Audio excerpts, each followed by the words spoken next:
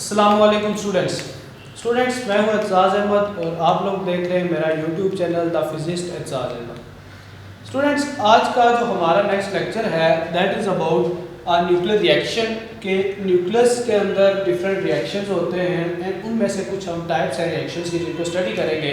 और नंबर 1 हमारे पास है दैट इज़ फिशन रिएक्शन। हम इससे पहले रेडियो एक्टिविटी को पढ़ रहे हैं कि जिसके अंदर क्या होता है कि डिफरेंट जो अनस्टेबल न्यूक्लियाई होते हैं वो डिफरेंट रेडिएशन एमिट करते हैं। रेडिएशन एमिट करने के बाद जो है वो उनसे क्या होता है कि हमें डिफरेंट अल्फा बीटा पार्टिकल्स मिलते हैं। इसके अलावा स्टूडेंट्स एक हमारा प्रोसेस होता है कि जिसके अंदर एक हमारा एक अनस्टेबल न्यूक्लियाई जो होता है उसके ऊपर बम्बार्डमेंट करवाई जाती है।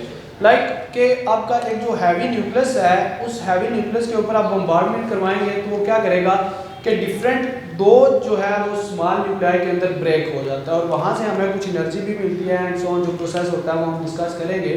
तो उसमें हमारा न्यूक्लियर फिशन है फर्स्टली। तो nuclear fission the splitting of a heavy nucleus into two small nuclei with the release of energy and neutrons is called the fission reaction. कि ऐसा प्रोसेस जिसके अंदर एक हैवी न्यूक्लियस ब्रेक करता है different न्यूक्लियाइज के अंदर, दो न्यूक्लियाई के अंदर, साथ में डिफरेंट एनर्जी भी हमें मिलती है और उसमें से हमें जो है वो न्यूक्लियर फिशन के दौरान न्यूट्रॉन्स भी मिलते हैं। यहाँ पे हम एक एग्जांपल मैंने एलैबोरेट किया है, यू कैन चेक कि एक हमारे पास न्यूट्रॉन है। न्यूट्रॉन को जब बम्बार्डमेंट करवाई जाती है यूरेनियम के ऊपर, तो यूरेनियम से एक तो बेरियम मिलता है प्लस हमें साथ में जो है वो बेरियम के साथ क्रिप्टॉन और साथ में एनर्जी मिलती है और साथ में 3 न्यूट्रॉन्स जो है वहाँ पे एमिट होते हैं। तो बेसिकली यही फिनोमेना है कि एक न्यूट्रॉन है उसको यूरेनियम 92 to 35 के ऊपर आप इंटरेक्ट करवाते हैं, वहाँ से आपको यूरेनियम 92 to 36 पहले मिलता है, फिर ये ब्रेक होता है और इसके ब्रेक होने से एक तो बेरियम बनता है दैट इज 56 141 एंड क्रिप्टॉन 36 92 और प्लस साथ में हमें 3 न्यूट्रॉन्स मिलते हैं और हैवी अमाउंट ऑफ एनर्जी यानी कि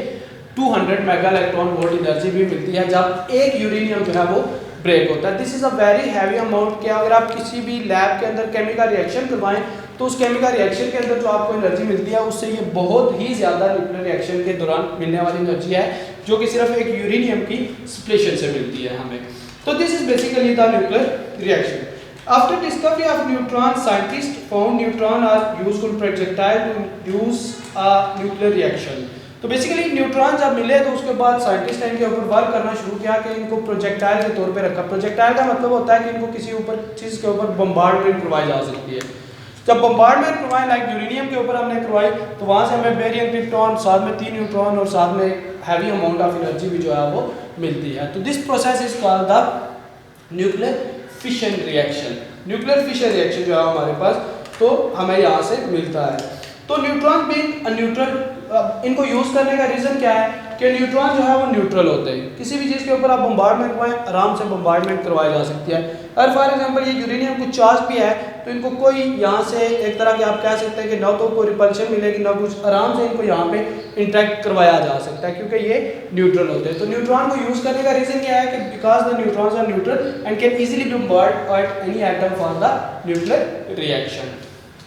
तो nuclear reaction take place when a heavy neutron split into smaller nuclei by absorbing a slow moving neutron. तो न्यूक्लियर रिएक्शन जो है फिशन रिएक्शन बेसिकली ये होता तभी है कि जब एक स्लो मूविंग न्यूट्रॉन जो है वो किसी एक न्यूट्रॉन के ऊपर, यानी आप इस न्यूट्रॉन को इसके ऊपर इंटरेक्ट हुआ है, आप देखें यहाँ से यूरेनियम 92 to 36, यानी कि इस प्रोसेस में इसने क्या किया कि आपके न्यूट्रॉन को क्या किया, एब्जॉर्ब किया। एब्जॉर्ब करने के बाद फिर ये स्प्लिट होता है, स्प्लिट होने में बेरियम बनाता है और क्रिप्टॉन, एक हैवी अमाउंट ऑफ एनर्जी मिलती है, साथ में हमें 3 डिफरेंट जो है वो इसके अंदर न्यूट्रॉन्स भी मिलते हैं। तो this is the process which is called the nuclear fission reaction.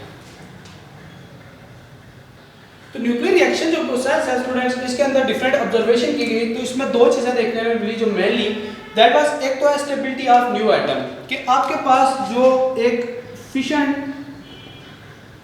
Atom होता है लाइक यूरेनियम, इससे जब आगे आपके पास बेरियम और दूसरा क्रिप्टॉन बनेंगे तो these both will be more stable than the original uranium atom. तो ये जो नए एटम्स बनते हैं after fission, these are the more stable than the originally fission nuclei. इससे जो होते हैं वो क्या होते हैं, स्टेबल होते हैं। नंबर 2 बात यह है कि इसमें जो आपके पास बेरियम और क्रिप्टॉन है, इन दोनों का अगर मास कंबाइन देखें तो दैट विल बी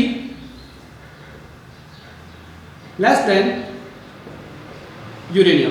यूरेनियम से क्या होगा, लेस होगा, क्योंकि कुछ अमाउंट जो है वो अमाउंट ऑफ मास जो है वो रिडक्शन हो जाएगी उसकी in the form of energy as we have E is equal to mc²। तो ये जो मास होगा कुछ वो किस में चेंज हो जाएगा, एनर्जी के अंदर चेंज होगा, जो कि हमें एनर्जी मिलती भी है। इट्स मीन्स के जो एनर्जी ऑफ द एलिमेंट होती है वो हमें बेसिकली उसके मास से, ओरिजिनल एलिमेंट के मास के रिडक्शन से मिलती है। तो दो ऑब्जर्वेशन है, एक तो न्यू एलिमेंट्स बहुत स्टेबल होंगे एंड नंबर 2 जो ओरिजिनल आफ्टर मास होगा न्यू एलिमेंट्स का कंबाइंड मास वो ओरिजिनल एलिमेंट से क्या होगा, हमेशा लेस होगा। जैसा कि स्टूडेंट्स हमने डिस्कस किया कि जो न्यूक्लियर फिशन रिएक्शन है यूरेनियम का, उसके अंदर एक हैवी अमाउंट ऑफ एनर्जी जो है हमें मिलती है, या फिशन रिएक्शन जो है हमें बहुत ज़्यादा एनर्जी रिलीज करता है। तो उसकी कुछ एग्जांपल्स हैं हमारे पास, लाइक अगर आप burning of 1 metric ton 1000 kilogram of coal को अगर आप जलाते हैं तो वहाँ से जो हमें एनर्जी मिलती है, देखिए 1 metric ton basically 1000 kg of coal वो आपको एनर्जी देता है, दैट इज 6.7 जूल। तो ये आपके पास अगर इसको आप इलेक्ट्रॉन वोल्ट में चेंज करें तो मेगा इलेक्ट्रॉन वोल्ट्स में, तो ये आपके पास एनर्जी बहुत कम बनती है, 6.7 × 1011 डिवाइडेड बाय 1.6 × 10⁻19। तो ये आपके पास जो है वो किस में जाएगी, इलेक्ट्रॉन वोल्ट में। और ये एनर्जी जो है वो तकरीबन अप्रॉक्सीमेटली इक्वल आती है आपके पास 200 मेगा इलेक्ट्रॉन वोल्ट के, या उससे भी कम, जो कि आपको सिर्फ 1 kg ऑफ या 1 रिएक्शन ऑफ यूरेनियम देता है। यूरेनियम के एक रिएक्शन से 2200 मेगा इलेक्ट्रॉन वोल्ट एनर्जी मिलती है, और इसके 1 metric ton 1000 kilogram of coal की बर्निंग से भी हमें तकरीबन इसके इक्वल एनर्जी मिल जाती है, यानी कि न्यूक्लियर रिएक्शन से हमें एनर्जी क्या होती है, ज़्यादा मिलती है। उसके अलावा दूसरी आपके पास एग्जांपल है कि अगर आप 1 kg ऑफ यूरेनियम को यूज़ करें तो उससे जो एनर्जी मिलेगी that will be equal to 2000 ton of dynamite. Dynamite एक आपके पास एलिमेंट है, अगर उसका 20,000 टन जलाया जाए तो वहाँ से जो एनर्जी मिलती है वो 1 kg ऑफ यूरेनियम के क्या होती है, इक्वल होती है। इसके अलावा स्टूडेंट्स जो न्यूक्लियर रिएक्शन है उसमें ज़रूरी नहीं है कि न्यूक्लियर रिएक्शन के अंदर हमेशा एक ही तरह के एलिमेंट जो है वो प्रोड्यूस होंगे। जैसे कि हमने अभी पढ़ा न्यूक्लियर रिएक्शन में यूरेनियम को जलाते हैं बेरियम क्रिप्टॉन बनता है, तो दैट इज नॉट नेसेसरी कि हमेशा बेरियम और क्रिप्टॉन ही आएगा। अगर आप यूरेनियम को से इंटरेक्ट करवाते हैं तो वहाँ से आपको जीनॉन भी मिलता है 54 144 और स्ट्रोंशियम 38 90 भी, और 2 न्यूट्रॉन्स मिलते हैं और साथ में हमें एनर्जी रिलीज होती है। तो डिफरेंटली स्टेबिलिटी और डिफरेंट मटेरियल के ऊपर डिपेंड करता है, डिफरेंट न्यूक्लियर रिएक्शन की कंडीशंस के ऊपर डिपेंड करता है कि आपको वहाँ से कौन से एलिमेंट्स जो है वो मिल सकते हैं। दैट इज नॉट नेसेसरी कि हमेशा एक ही तरह के एलिमेंट जो है वो उस रिएक्शन के दौरान जनरेट होते रहेंगे। तो स्टूडेंट्स ये एक डायग्राम है जिसमें आप न्यूक्लियर रिएक्शन को देख सकते हैं। एक न्यूट्रॉन था, उससे हमने यूरेनियम को बम्बार्डमेंट करवाया, उससे क्रिप्टॉन बेरियम मिला प्लस 3 न्यूट्रॉन। अब ये जो 3 न्यूट्रॉन्स मिलते हैं स्टूडेंट्स, ये 3 न्यूट्रॉन्स आगे मजीद 1 2 और 3 यूरेनियम के साथ क्या करेंगे, इंटरेक्ट करेंगे। 3 यूरेनियम के साथ इंटरेक्ट करने से मजीद 3 न्यूट्रॉन्स मिलेंगे हर एक से, वो आगे मजीद यूरेनियम के साथ एंड सो ऑन, ये प्रोसेस जो है वो चलता रहता है। इस तरह का जो प्रोसेस होता है इसको हम अनकंट्रोल्ड फिशन रिएक्शन कहते हैं। कि अनकंट्रोल्ड फिशन रिएक्शन एक ऐसा रिएक्शन है जिसके अंदर आप एक दफ़ा रिएक्शन को स्टार्ट तो करवा देते हैं लेकिन उसको आपको कंट्रोल करना मुश्किल हो जाता है। क्या होता है कि उसमें कंटिन्यूसली न्यूट्रॉन एमिट होते रहते हैं, वो आगे मजीद यूरेनियम के साथ इंटरेक्ट करते हैं, मजीद आगे वो न्यूट्रॉन देता है, फिर मजीद न्यूट्रॉन आगे यूरेनियम के साथ एंड सो ऑन, ये प्रोसेस कंटिन्यू रहता है। इसलिए इस प्रोसेस को जो है वो न्यूक्लियर फिशन चेन रिएक्शन भी कहा जाता है। कि क्या होता है कि डिफरेंट चेन बनती रहती है, आगे यूरेनियम, फिर आगे neutron, uranium, next neutron, uranium and so on, process जारी रहता है। तो इस तरह का जो रिएक्शन होता है जिसके अंदर के यूरेनियम को कंट्रोल नहीं किया जा सकता या रिएक्शन को, that is called uncontrolled reaction. और अनकंट्रोल्ड रिएक्शन के अंदर जो है वो एक heavy amount of energy release होती है, और ये एटम बॉम्ब के अंदर जो है वो इसको यूज किया जाता है। तो एटम बॉम्ब के अंदर एक्सप्लोजन के लिए जो है वो न्यूक्लियर फिशन चेन रिएक्शन को यूज किया जाता है। इसके अलावा स्टूडेंट्स एक डिफरेंट मेथड होता है जिसके अंदर डिफरेंट न्यूक्लियर रिएक्टर्स के अंदर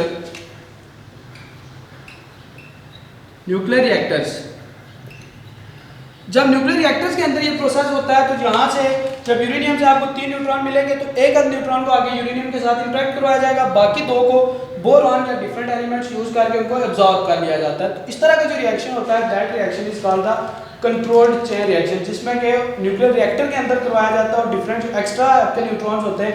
यहाँ से 3 न्यूट्रॉन्स मिले, 3 में से एक ने आगे यूरेनियम के साथ इंटरेक्ट किया, 2 को आपने एब्जॉर्ब कर लिया, फिर वहाँ से 3 मिलेंगे, 2 को एब्जॉर्ब, 1 रिएक्ट करेगा।